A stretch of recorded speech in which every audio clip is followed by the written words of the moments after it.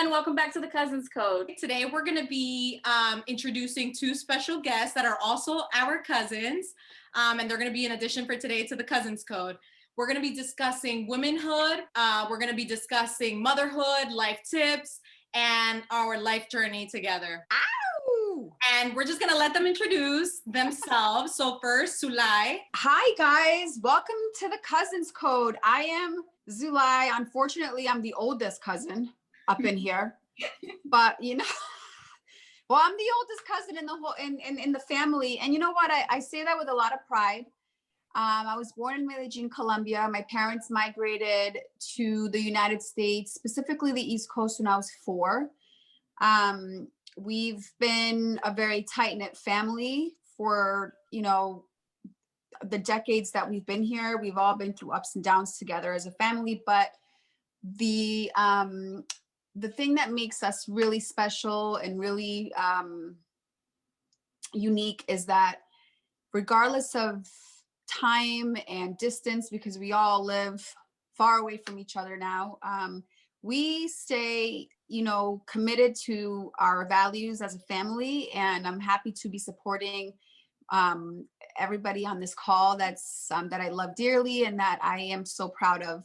So a little bit more about me. I live in California, Los Angeles to be exact, where COVID is going crazy.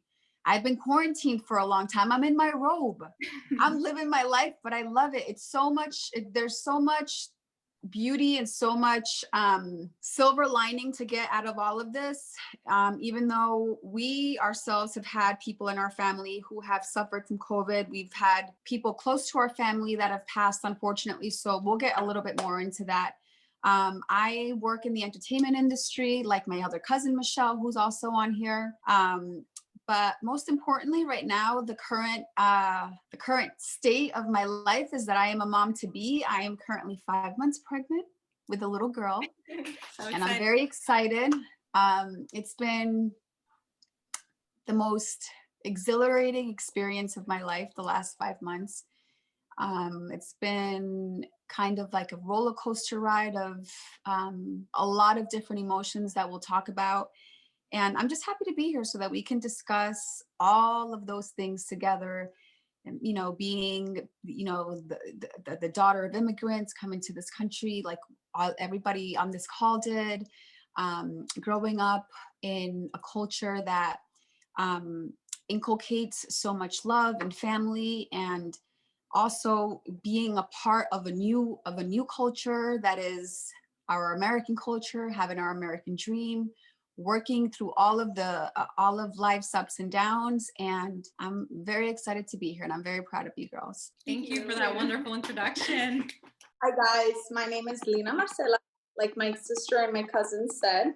And I'm very excited, to be here and for all you guys. This is cool to stay connected and stay in communication with our people. I'm a mom of 2. I'm married. I'm a friend. I'm a human being. I am a lover. I am a sister and a cousin and so many more things. And I think that my passion in life, ever since I was a young child, comes from wanting to redefine boxes and norms and those things that, maybe we're all put in because of certain things. I think that we're bubbling into a new culture where all those things can be redefined. A lot of all those life upbringings and experiences meet us.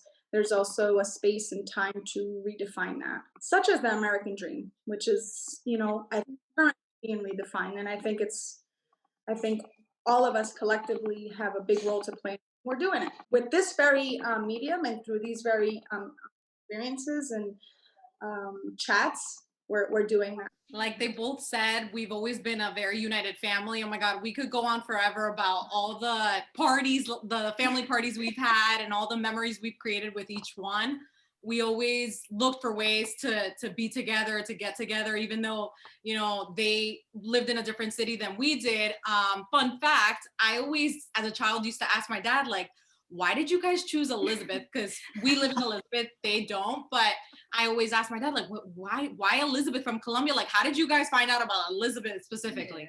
And he always told us, like, their mom, Luz Mary, was the first pioneer here in Elizabeth. And so, you know, we owe her everything that we've been able to create Aw. here in Elizabeth. And I find it very inspiring that a woman, and she came to a brand new country and she did it with her children, and that takes a lot. So That's my mama. applause to a badass woman. I just want to add to that I had an interview earlier for a girl that does an online publication, and she asked me who my hero or who do I look up to or what do I look up to.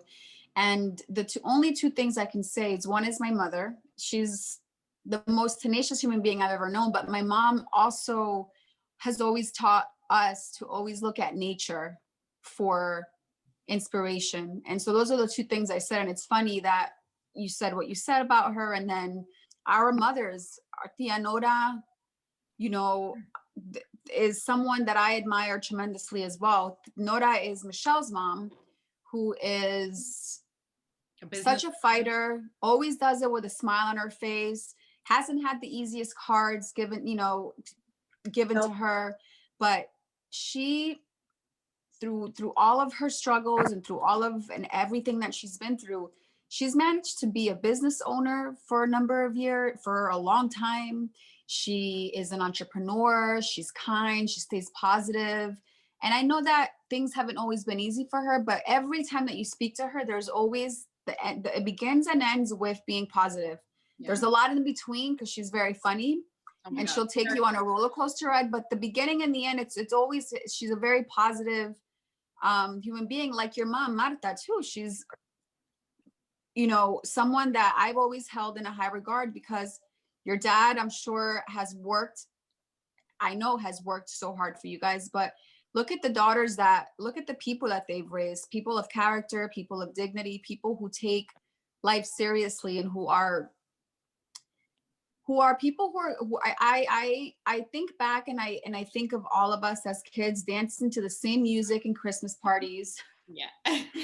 And I think of us now and I'm like, everybody has kind of created a little niche for themselves, and we're all individually unfolding into different people, and we're supposed to do that every day. So we owe that all to our parents. They were pioneers, people who took risks, people who took risks when they were really afraid to take them, you know, immigrating to a different country with limited language skills, with very little resources, very little money, no friends. So we have a lot really not to prove, but we have a lot to leave behind, because our parents collectively, our family has left behind a huge legacy for us to follow and build upon.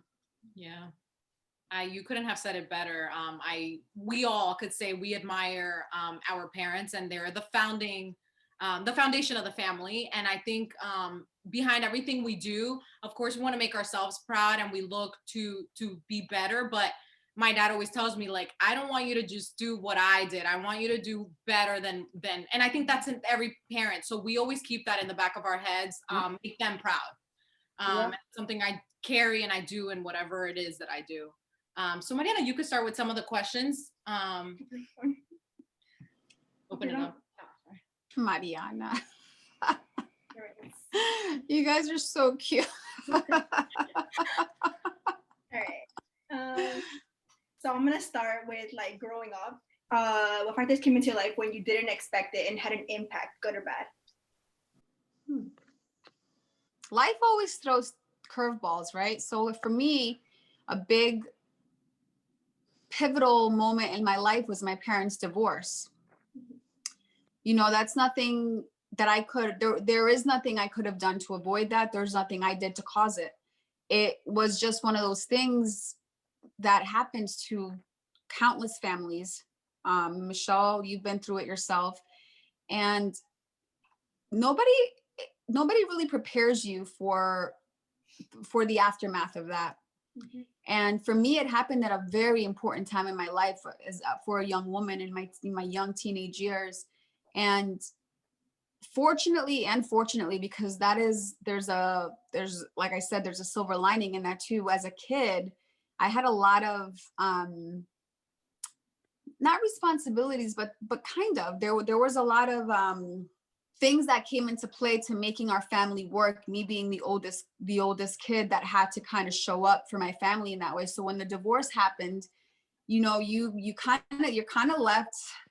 It's like a breaking point. Your family breaks, and it's really devastating to pick up the pieces, to be a young kid, but to still have responsibilities, to still have to show up for your family in a certain way. And I think it really affected me.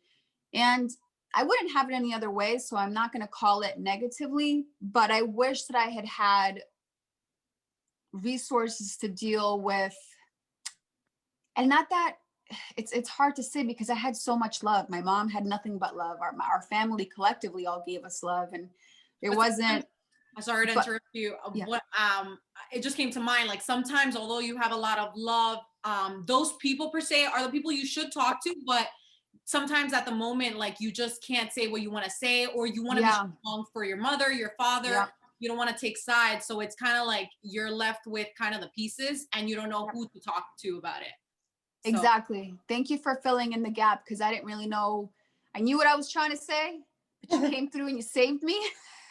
But no, it's true. It's like sometimes you, especially being, like I said, again, being the oldest, you know, trying to help your mom through the situation, loving your dad, and, you know, having a younger brother and a younger sister. So those were situations that, unfortunately, a lot of people. Having said that, though, I will finish my segment, or my part of this answer, because I know my sister has to talk. But having said that, I think that it teaches you resilience. I think that children are more resilient than people think.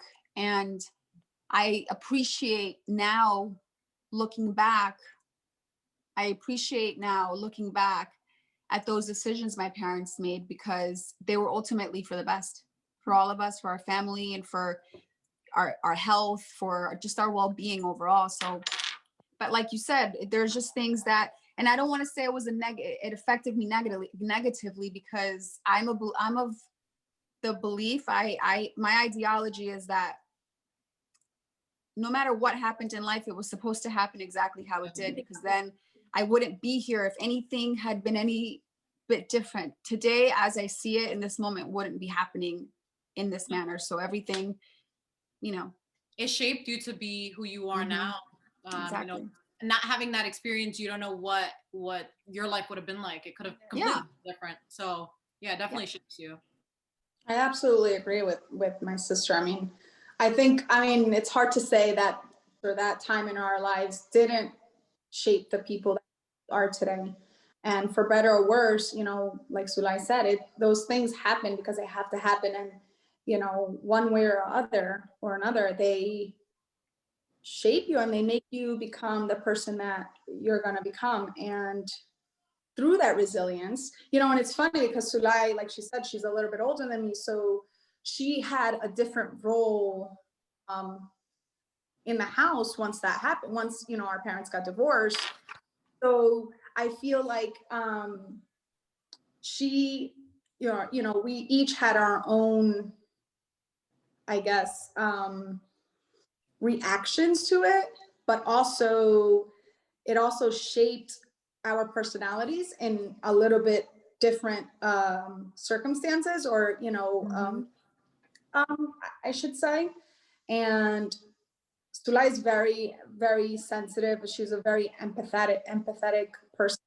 Not to say that I'm not, but she is like, this is the ledge, and she's like in down over there, you know, to a beautiful degree. I'm not saying it's. I tell her all the time I admire that about her a lot, and in that regard, she's a lot like my mom. Whereas for me, I felt like maybe I drew back a little bit, and I became more reserved with people. I was very guarded, obviously, especially with men. So yeah, it definitely.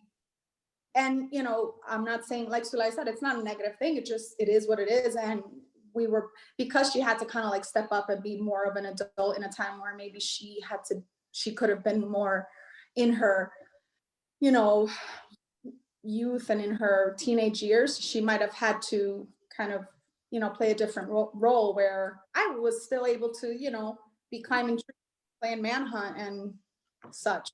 Man. Interesting though to see how we both, handled that situation differently.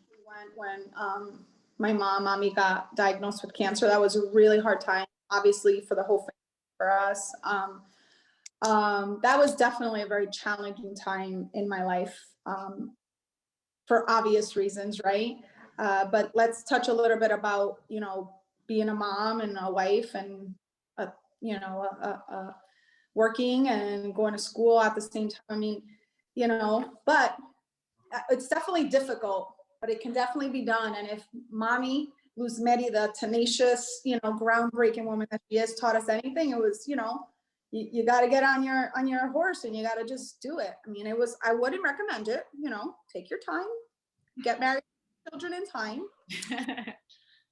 but it can definitely be done.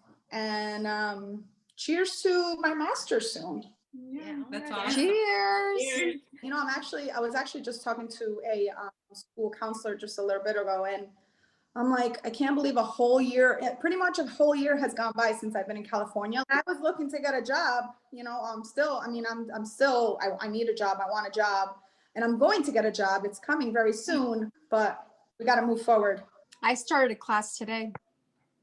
I'm also, in addition to being a mom at 40, I'm also There's no age, is just a number. I'm also finishing my degree in philosophy. I mean, I did it all backwards and I love it. Some other hardships that I faced due to, the divorce and all that mess that happened. I kind of had a time in my later teenage years where I just became a little rebellious and I really had no direction. I mean, I can honestly tell you guys that, and I became a little bit of a rebel, and my instinct was to run and to leave. And also I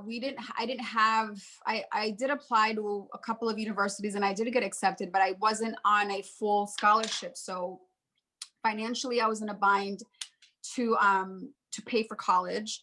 And I really wanted to be an actor, and I really wanted to get my foot into the entertainment world, and I didn't know how to do that. So this is what I did. It's completely unconventional and I wouldn't recommend it, but if you do it, it's possible. You can do it. Don't worry.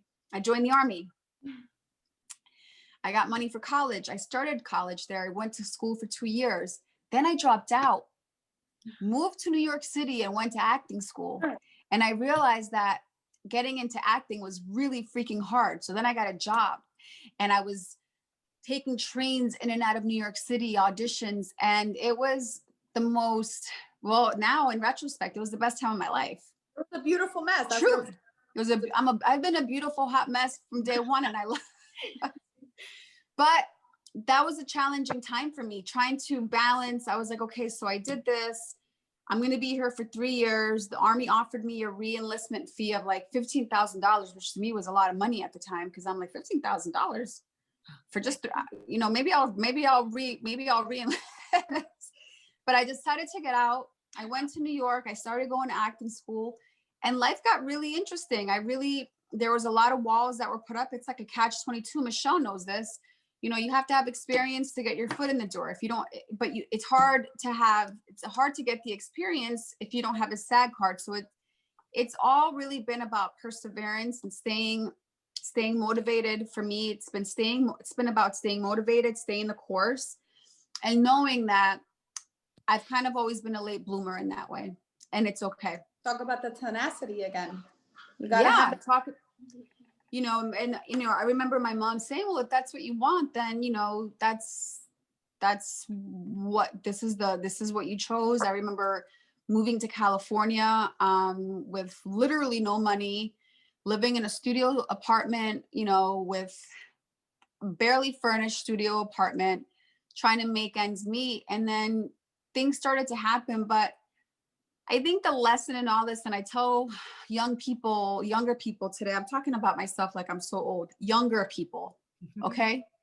Yeah. Younger people, not young people. when they asked me, they're like, well, how did you make the transition? And it's like, you just have to believe in yourself. Like, you know, you have to believe in yourself, like, you know, that the sky is blue, if that makes any sense. You have to want it more than you want to breathe.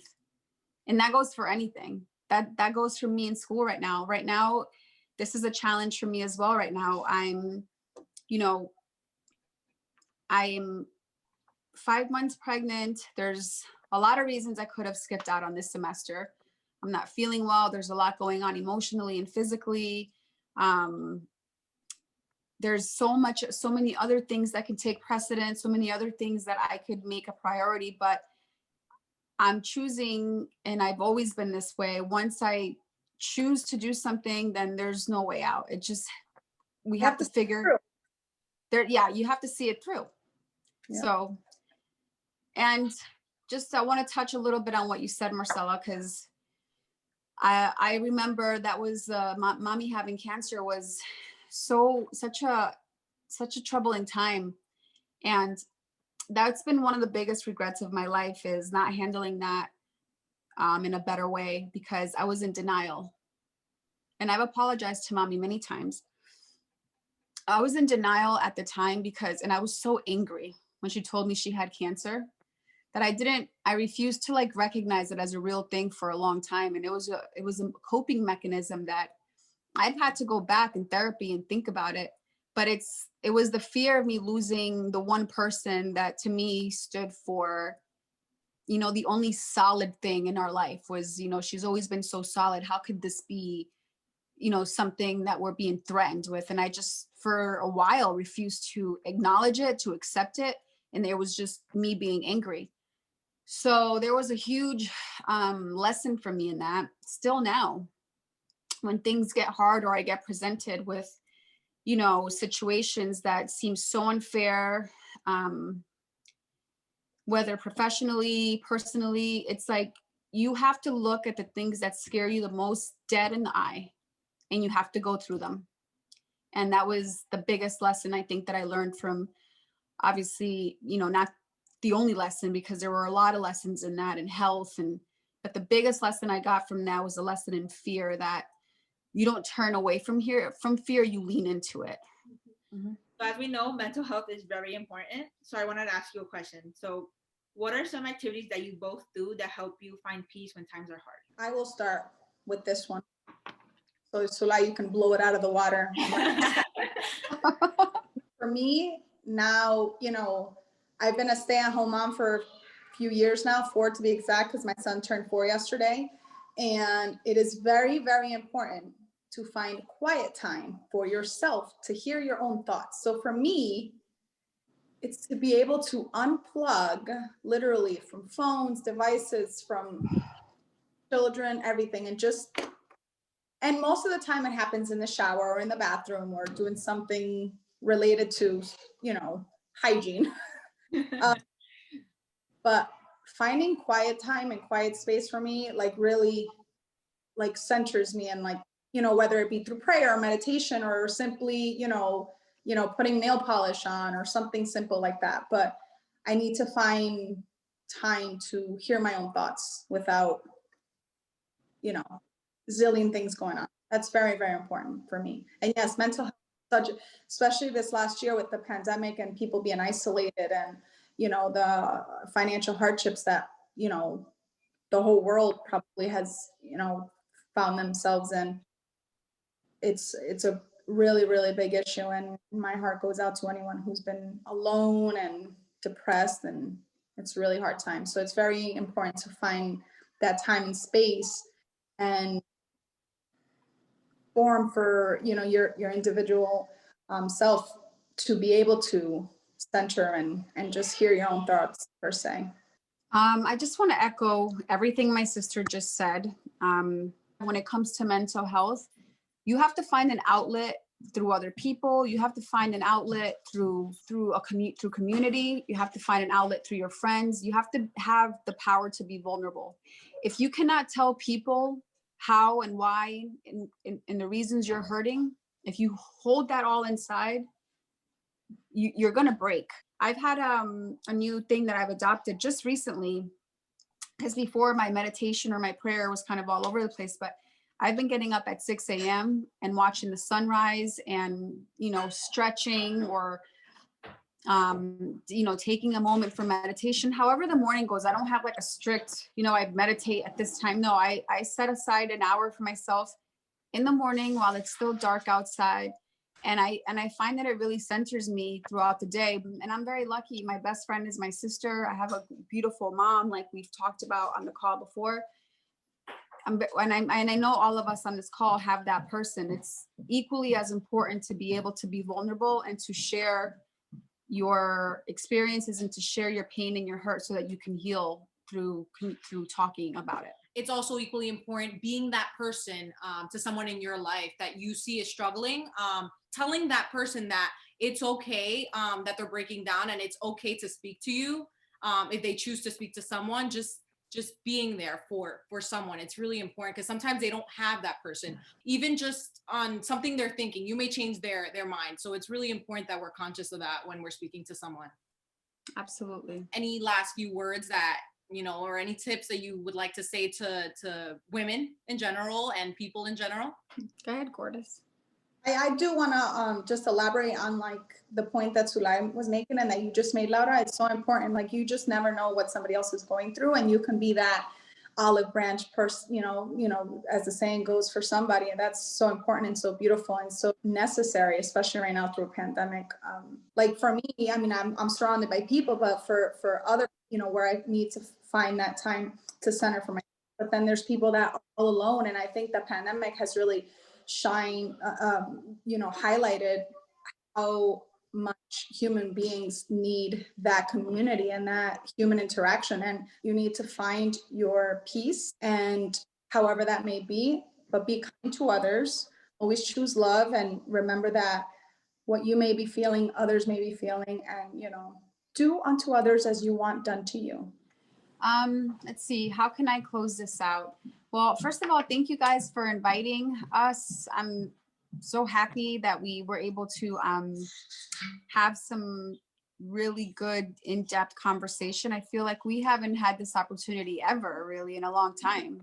So never mind the content of the conversation, the fact that we all got to be together and have an intimate moment. I'm super grateful for that. And in closing, for me, I just want to say, instead of giving advice, I'm just grateful for life. I'm grateful every day for the beautiful family that I have. I'm grateful for the opportunity of becoming a mom here soon in a couple of months. I'm grateful that everything that in my life, in our life, has happened to bring us, has culminated to this very moment right now. And magic really happens when you're grateful for everything. And that's really, that's an experiment that I'll leave you with, that I've been working on every day, is just being grateful for every moment, breathing, nature. I got a check the other day for $6.27, and I cashed that check like it was $1 million check. No, I'm serious. You have to be grateful for every little thing. And it really is transformative. So if that's the only advice that I can give, is let's be grateful that we have so much life to live, so much love to give, so much love to get. And I'm really proud of you girls. Thank you so much for having me. And I'll do it again. I like this. It's fun. This is therapeutic, actually. Oh, can I actually throw in one last little thing? I have a platform called Modern Muse, and we've been populating it with a lot of great content from a lot of great women. This week, we've had great articles on motherhood, juggling motherhood and being a stay-at-home mom. Today, we had an author. We're featuring another author who wrote a book about, I have it here actually, raising our kids without losing our cool. So we're featuring a ton of inspirational women. And I would be very honored if all of you watching this today would go to Modern Muse and follow us. stay connected, become a part of the community. We have a lot of resources on there about mental health through one of my sister's friends who was kind enough to share, you know, what she does and share some of her expertise with us. So yeah, follow me on there. I know you all do, but tell your friends to come along because it's going to get good this year. I love it. We'll make sure to leave your website and your social media handles in the description below so you guys can click on it and go follow her. Thank and you. her amazing work. All right, guys, I love you. Thank you. Thank you, Thank you guys. so much for joining. Bye, guys. Have a good Bye. night. I love you guys. Bye. Love you Thank too. Thank you so much to our cousins for joining us. We hope you all enjoyed our little interview with our cousins, Lina Marcela and Sulay Enel. Please be sure to let us know what topics you would like for us to discuss with our future guests. And please be sure to check out our very first video to get to know us through a Q&A. And if you haven't watched our last video, you can go check that out. And be sure to like, comment, and subscribe. And don't forget to follow us on all our social media at The Cousins Code. And don't forget to follow Sulay Enel on her page at Modern Muse. Yes. Next time, guys. Bye. Bye. Rover, say bye. Woo!